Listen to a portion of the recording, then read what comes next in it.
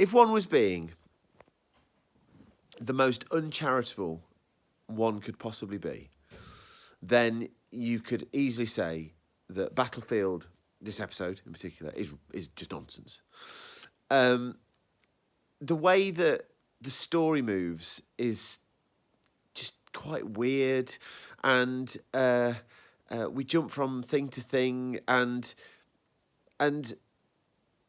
you know, Doctor Who thrives on a bit of the unknown and uncovering stuff, but you just kind of feel with this, it's like, whoa, what's happening here?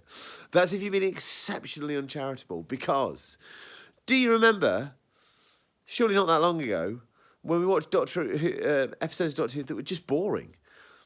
And there is no way you can describe this as boring. This is so magnificently odd and weird and so packed full of things that are worth remembering. It's just joyous.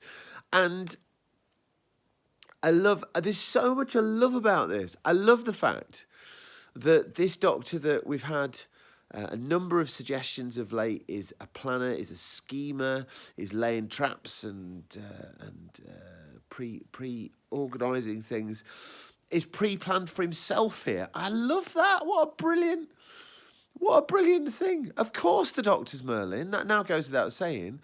But Merlin's a later Doctor who planned all this for this Doctor. It's just fantastic. That in itself is worth the price of admission alone. Then we get Anselin and Winifred and their sort of relationship, which in this is just window dressing, in this episode at least. But it's just fantastic. We get Mordred and Morgaine and all that stuff. My God, Mordred's laugh. He laughs so hard.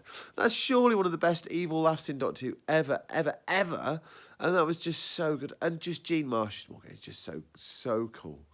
We get the Brigadier and his helicopter pilot. And they're fantastic. And then the Brigadier meeting Jean Marsh. And that, it says, the situation's normal, he says, which is about as bad as it can get. Oh, it's just zinger after zinger. And then, you get all the people in the pub and stuff. And that's just great. And then you get the Doctor and Ace. And we get an episode of the Doctor and Ace. But, when he smashes the flipping crisp packet, which is Lib said, she says, every Doctor would have done that, apart from Pertwee. And she's bang on. Bang on. But I think even Pertwee might have done it. Look, this is just like a smorgasbord of absolutely brilliant weirdness.